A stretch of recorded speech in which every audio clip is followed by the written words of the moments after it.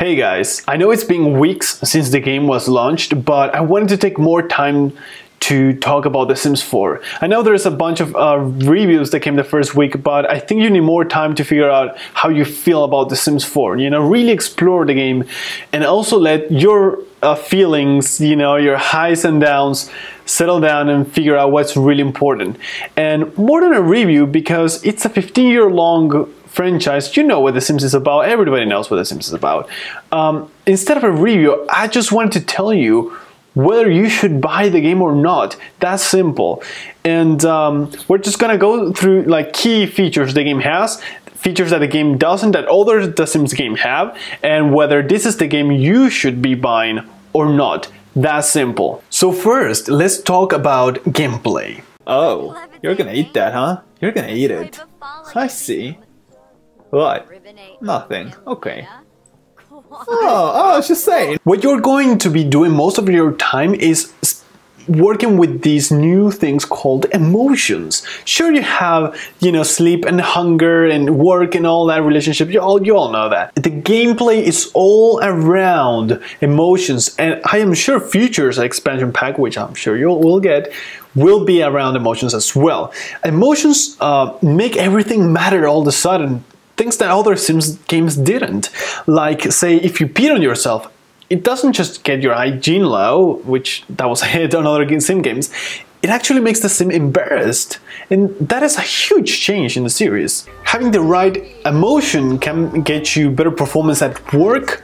And I'm talking about not any kind of emotion, but the right exact emotion, right? Like being focused for a programming job or inspired for a musician or a cook, going to work in that state, it's gonna make a much better work performance. And at the same way, you can do better at home or build skills faster with that, or even unlock different kind of interactions with objects or Sims, because you have that kind of stuff like making love cookies or being able to do push-ups because you're energized and stuff like that. Basically, you have two kind of emotions: the ones granted to you by actions, events, or interactions with items or Sims, and they last for 3 or 4 hours. And the other kind are environmental ones provided by objects, right? Say an object that emits focused kind of emotional aura around it. So basically, all these emotions stack with different points, and the one with most points is the one that you see at the bottom left, like the actual main emotion the Sim is having right now, and that is the one defining all the all the changes in skills and interactions and so on that you get. Heck, you can even save a loved one from death because you're very sad, and that unlocks you the possibility to beg death to give it a second chance. I was more scared of... Damn! Wait, she was already done! What? No way.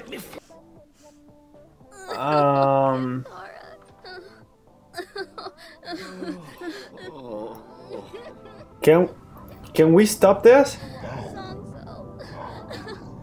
Well?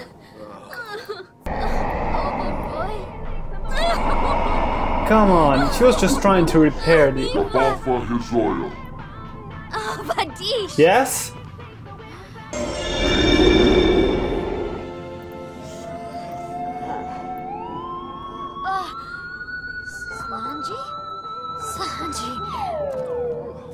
Oh damn, Tina. The game is really about emotions changing the way the Sims are behaving or feeling in that moment and unlocking a whole new array of possibilities.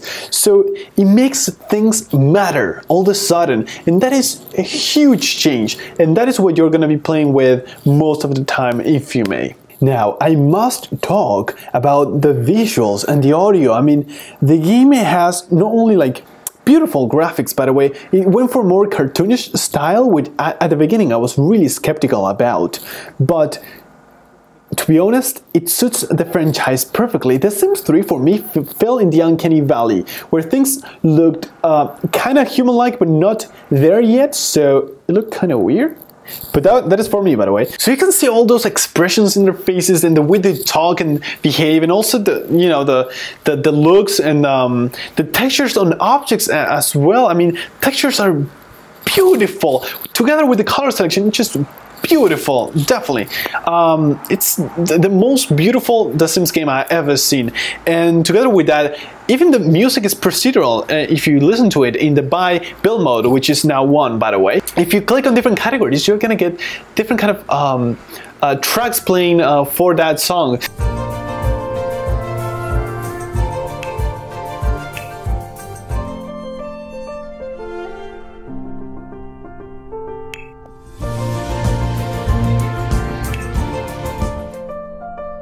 The game is full of those beautiful details. All the activities have more depth, like programming, right? You have like new skills, way more skills. And you can like make your own apps or games and get royalties off it. You can hack things to get money. You can mod games on your computer so they're more fun. You can enter into video gaming competitions. There's a bunch, like just to one skill, right? Gardening, you can do all those stuff too as well. You got cooking and gourmet cooking. They're separate things now. There's like just like so much depth in every single skill now. There's so much to get lost into. And collectibles, that's a huge thing as well, with the My Sim statues and the rocks and so on. And sure, you have once you have aspiration points and rewards. Cool thing, you get rewards for every time you progress in your career. That is kind of cool. I mean, the career progression is great. The Sims 4 really feels like it went back to the roots, The Sims 2, and made it way better. Like that house play, the in-house play, it's just amazing. It's the best one so far in any other single game. And sure, create a sim, build mode and buy mode are all way more intuitive. Like you can just, you know, grab things around from the sim itself to actually moving around parts of the house to the entire house. It lets you try everything, and if an object gets in the way, just gets sent into the family inventory. So you can try things very quickly. You can prototype things in your house super fast. And it's also like made very easy to like you can just change the height of the foundations or the height of walls, change the position of things on the walls. It's just like super accessible. I mean, it is by far the most polished The Sims game ever, from usability to how intuitive it is, to the way things work and feel. Just the best one of all, by far, no discussion there. And The Sims feel more lifelike for some reason. I think it's the way they connect animations now when they change from one animation to another, and also the fact that, you know, they can multitask now. Basically, they can be you know, talking to somebody while like working on the computer, or they can be in the toilet while using their iPad or their iTablet, whatever. And they group up when they interact. This is so new and different. Like, this is beautiful. They would actually, like, I had Sims following another one to the toilet because they wanted to continue talking. They were like, oh my god, I'm embarrassed. My Sim took her coffee and peed. She took her coffee into the bathroom to pee, and I screenshotted her. I'm like, just drinking some Joe on the John. I even got once two Sims. They were like talking in the couch, two girls actually, and they fell asleep. Like, one fell asleep like this, the other one just like got on the other half of the couch, and they slept for a while, and then they woke up. They looked at each other, they laughed, and they continued talking. I was like, I wished I recorded that, but point is, the game gives you all those tiny moments that are just beautiful. The game is full of that, of those little things that are happening that I've never seen before in The Sims. I kind of saw it before, but this is a whole new extent. The game amazes you every moment. It's something you have to experience. It's really hard to transmit it otherwise. Now, maybe all this is not buying you yet. Why? I mean, the game sounds amazing, unless there's something like missing features. The game is not missing features because no game does, unless they promised you something and then they didn't deliver. And they delivered way more than they promised. They promised a whole new experience on The Sims 4. That is what a new game should be, not the same game you played before, but a whole new game, and they delivered. So what is missing really? People call missing features actually stuff like create a style, open world, swimming pools, which is super understandable, toddlers, cars, and so on. They're basically listing features they saw on The Sims 3. The thing is, The Sims 3 was a completely different game. I mean, it was a game more about open world exploration, graphical adventure exploration. It's a different game, guys. And with The Sims 4, they wanted to make a lightweight game that they could mod way more easily, that they could focus on different kind of things, which for me it's fine because I want a different game, not the same game. I mean, and they delivered that. So sure, create a style. You don't have it. I currently have issues matching colors, but that's something that could be easily fixable if they would just provide the right swatches. So colors could match between different kind of materials. That could be fixed, but not with a color wheel or the create a style, because that is a performance hit. Both of them are the exact same thing, create a style or a color wheel, same thing, new textures for every single object. I made a video about it. Go ahead and look at it if you're wondering why it's a performance hit. And if you played The Sims 3, you know that is a performance hit. Open world, sure, you got used to open world. Now not having it, you feel like it was ripped up, but in reality, it wasn't even ever put in The Sims 4. It wasn't even meant to be.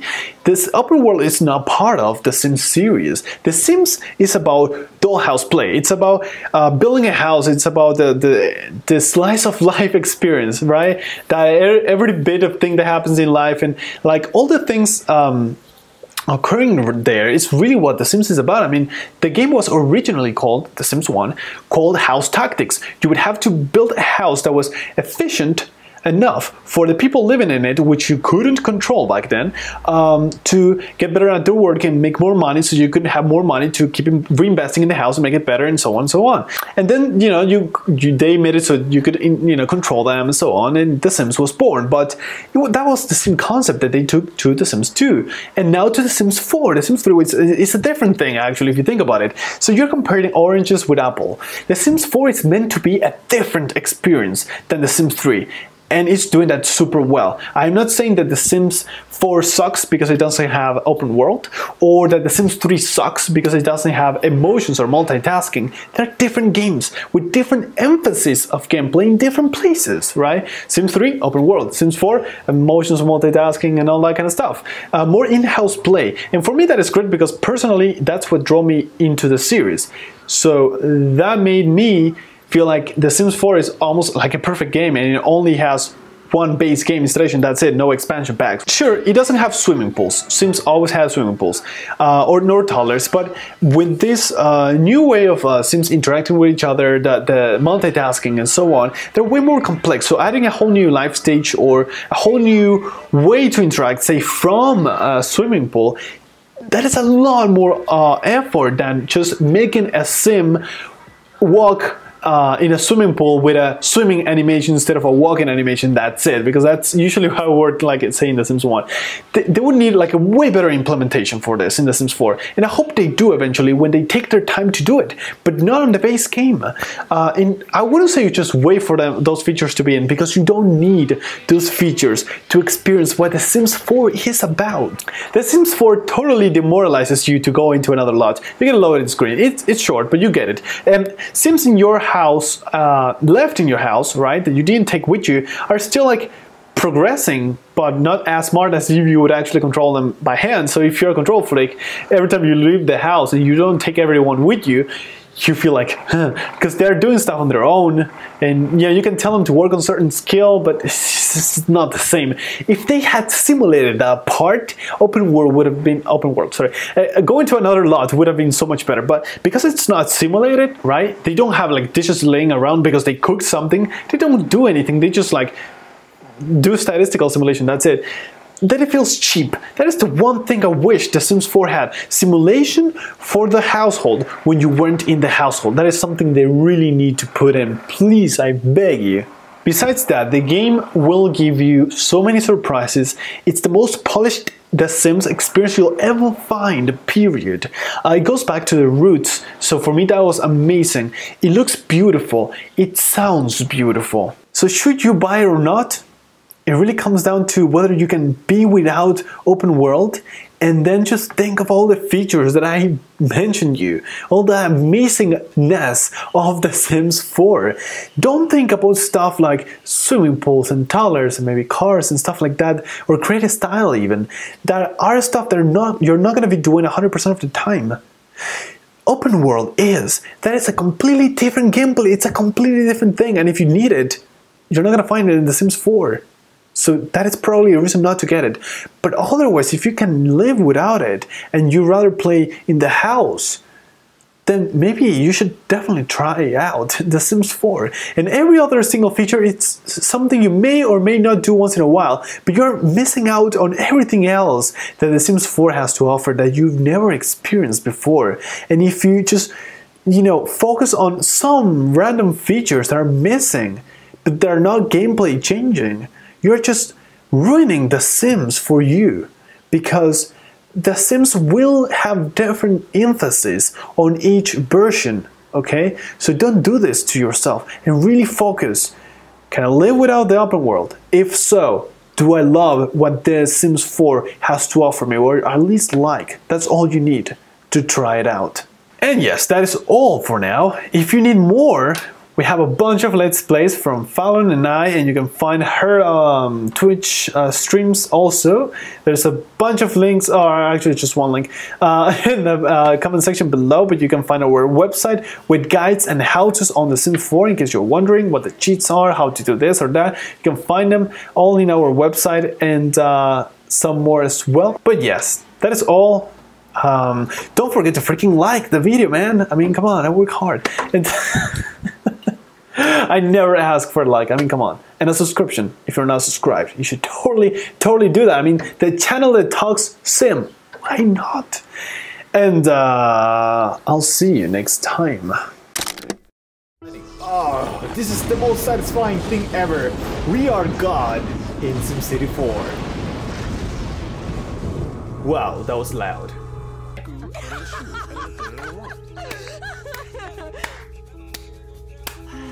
Oh, you're gonna eat that, huh? You're gonna eat it. I see.